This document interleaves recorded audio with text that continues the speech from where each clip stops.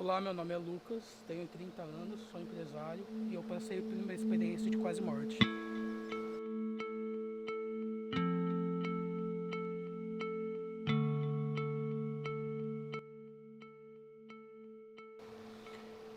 Eu sou portador de uma CA, uma CIV, uma cardiopatia congênita e uma coartação da aorta que foi corrigida em 96, com 5 ou 6 anos de idade. Meu nome é Célia, eu tenho 50 anos e sou a mãe do Lucas. Eu estou aqui para falar tudo o que aconteceu com o Lucas nos 15 dias de vida dele. O Lucas, ele chorava muito naquele dia. Aí eu peguei e levei ele na farmácia. Chegando lá, o farmacêutico disse que era para dar uma dipirona, que às vezes ele estava com dor, né? Que eu era marinheira de primeira viagem. Aí cheguei em casa, fiz tudo que ele falou que era para mim fazer. Aí o Lucas dormiu. Quando foi umas 10 horas da noite, o Lucas acordou. Ele dormiu das 4 até as 10 horas da noite, mais ou menos. O Lucas acordou e ele começou a ficar roxinho. Ele já não respirava mais direito, aquela respiração cansada. Aí foi eu, meu pai e a minha mãe, que eu estava passando a dieta na casa dela na época. E nós fomos levar ele para o médico. Chegando lá no pronto-socorro, o médico fez um monte de exame nele e resultou que ele estava com o coração grande. Aí mandaram ele para Ribeirão, tudo. Aí nós chegamos lá, eu não, né? Foi meu pai, porque eu estava de cesárea, tudo, eu não podia ir. Meu pai, na época, foi junto com ele. Aí chegando lá, internou ele e ficou no berçário de isolamento, na UTI neonatal e aquela coisa toda, né? E aí eles queriam fazer uns exames mais profundos, assim, para saber do problema do Lucas. O problema do Lucas veio por causa de uma rubéola que eu tive na gravidez dele.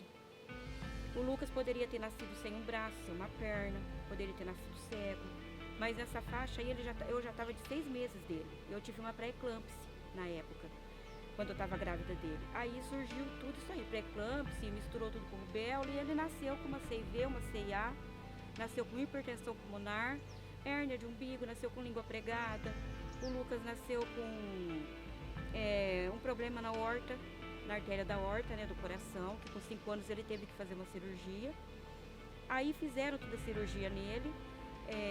O Lucas ficou na CTI durante uma semana, mais ou menos. E depois do que ele foi pro quarto, aí que começou o martírio. O que eu me lembro desse período é que eu fui internado no HC de Ribeirão Preto, meus colegas clínicos. E ali junto comigo eu tinha mais 2 crianças. Dessas 2 crianças tinha uma que ela tinha o coração dos avessos, virado dos avessos, e a outra criança ela não sobreviveu. Pela minha condição, do meu problema de saúde, pela cardiopatia que eu tenho, o meu coração ele funciona de uma maneira diferente do coração humano normal. E eu sou alérgico à adrenalina. E eu lembro que numa dessas vezes eles fizeram uma aplicação de adrenalina no meu soro. E em uma dessas aplicações minha pressão elevou, porque é próprio da adrenalina isso. E eu fiquei ali cego quase uma semana. Nesse tempo eu delirava por causa do medicamento e eu via essas coisas saindo da parede falando que ia pegar minha mãe. E eu lembro que de uma dessas coisas tinha uma enfermeira dentro do quarto que ela somente disse que quando eu visse isso era para me repreender. E assim eu fiz, né? A EQM, também chamado de experiência de quase morte, é um grupo de experiências, como o próprio nome diz, vivências, sensações pelas quais uma pessoa que está próximo da morte, ou que pensa estar próximo da morte, passa.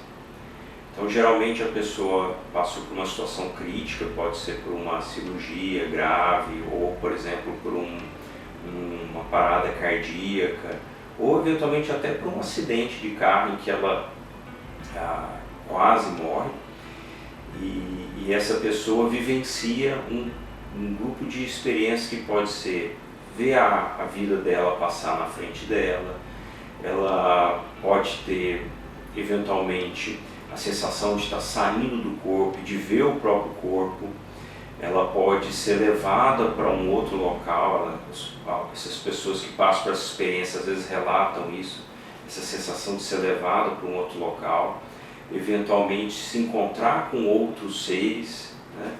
E aí, dependendo da cultura, esse ser pode ser um espírito, pode ser um anjo, pode ser um Deus, pode ser...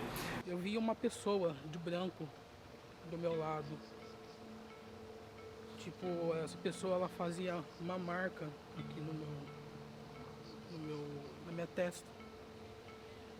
E no outro dia eu amanheci melhor, quase melhor.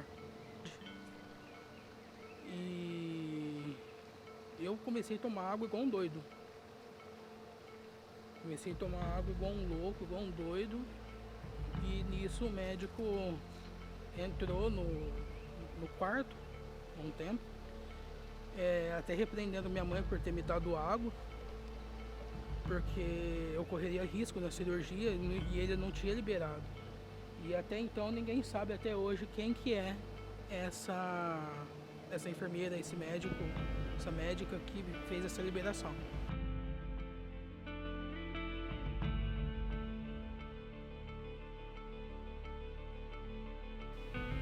E depois ele falando pra mim que quando ele estava dentro do quarto, ele via o corpo dele, na maca, tudo, via a cirurgia dele e aquela coisa toda, sabe? Porque foi muito complicado mesmo. No momento que eu me vi fora do corpo, eu não entendi nada. A única coisa que eu procurava tentar saber o que estava acontecendo. Eu lembro de ter chegado perto do corpo para poder me comunicar com alguém, mas eu estava assustado com a situação. E a único vinha um cheiro, eu sentia um cheiro que me remete muito a uma flor. Eu não vou saber falar o nome da flor agora, por causa do momento, mas ele remete muito a uma flor que é usada para fazer um perfume. E a sensação era de medo, pânico, e ao mesmo tempo não sabia do que fazer. Porque quanto mais eu ia frente para tentar chegar na luz, para ver aquele homem que eu via que aquele homem estava vivendo, aquela luz ela se afastava. Então, em vez de eu me puxar, ela me repelia. Ela tipo que corria de mim. E ali dentro era um lugar estranho. Ainda era uma sala de cirurgia, mas era uma sala estranha, porque ela de clara ela se tornou uma sala escura. E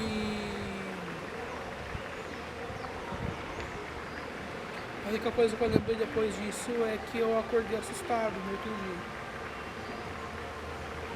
Acordei assustado, querendo saber o que estava acontecendo, o que tinha acontecido. Eu lembro que do meu lado tinha um bebezinho.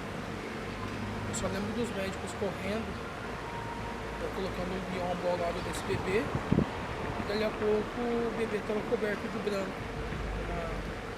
um pano branco em cima.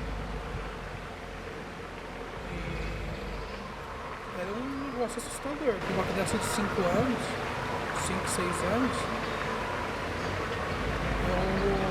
ali eu queria minha mãe, queria meu pai.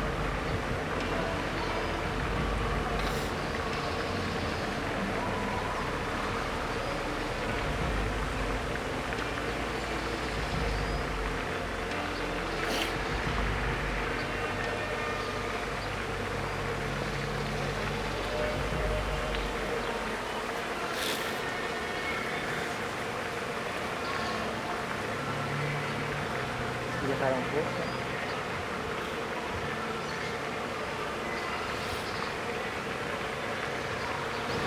E depois que eu fui conversar com uma outra enfermeira, essa enfermeira disse pra mim que não foi médico nenhum naquele dia no quarto, não liberou nada pra ele. E passando-se assim muitos dias, tudo, depois que o médico operou ele, foi no quarto, tudo, né, pra ver como ele tava.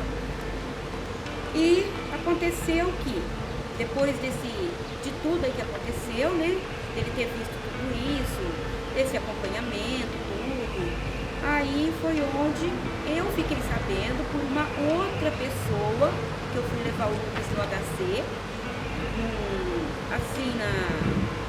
no retorno, né, que ele teve, eu estava conversando com uma outra pessoa na pracinha, esperando o ônibus chegar para a gente poder vir embora. Aí o que aconteceu? Esse senhor me disse que faleceu um médico que era professor ali dentro do HC, que esse professor visitava todos os pacientes ali. Aí foi onde eu comecei a cair em si, né? Que aquilo tudo que eu vi, que o Lucas viu, o médico que apareceu no quarto, poderia até ser isso.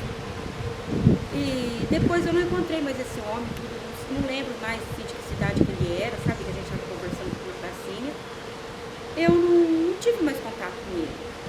E pelo que eu fiquei sabendo também, que o HC, ele é tipo assim, um hospital que já teve muita coisa assim, muito sofrimento, sabe? Pessoas que sofreram ali, pessoas que sofreram na época da escravidão.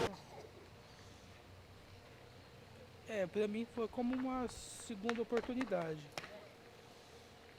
Que em muitos tempos eu posso não ter dado valor e outros eu posso ter tentado dar o máximo que eu posso. E quando você recebe uma segunda chance, você fica com medo de não ter a terceira.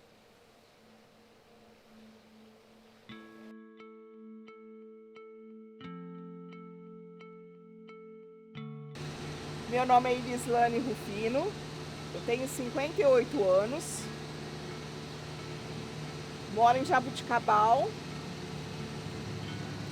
Eu vim passar uma experiência de vida para vocês. A minha história aconteceu em 2006. Eu sempre tive o desejo de ter um filho que se chamasse Leonardo. Eu tenho 2 filhas. Em 2006, eu engravidei. E seria a minha realização. Só que aconteceu o meu 3º aborto. Foi uma experiência que marcou muito a minha vida. Eu tive um aborto, fiquei no centro de referência durante muitas horas.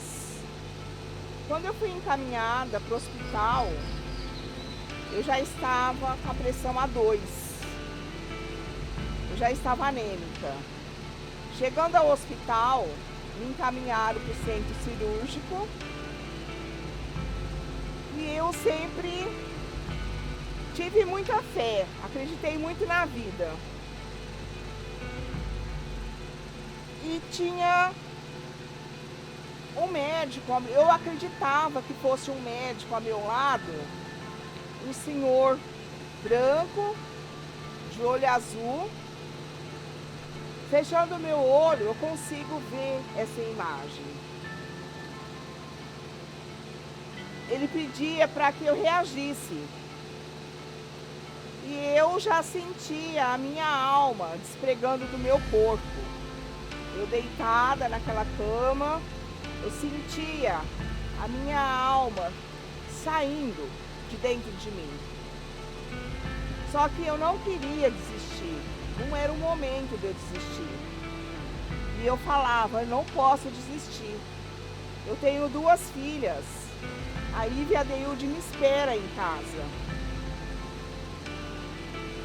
E aquela sensação, a minha alma saindo, aquele senhor repetindo, reaja, reaja. A gente precisa que você reaja. Não sei quanto tempo durou. Quando voltou tudo ao normal, minha pressão se estabilizou. Quando eu acordei, eu já estava no centro de recuperação. Essa foi uma experiência que eu levo para a minha vida toda. Passo para as pessoas que passam por essa experiência, que a vida da gente é muito preciosa. Então essa experiência eu vou levar até o fim. Eu procurei este médico depois no hospital, ele não existia. O meu obstetra falou, não, esse médico não existe. No centro de cirúrgico estava eu, as enfermeiras, anestesista, e este médico não existia. Então comprova mais ainda que temos de crer. Hoje eu tenho o Léo, passou um tempo, eu engravidei de novo. Eu tenho o Léo hoje com 17 anos. Para minha família foi uma experiência em tanto, porque eu poderia ter morrido naquele momento, deixado minhas 2 filhas, só que não, só foi mesmo uma experiência de vida.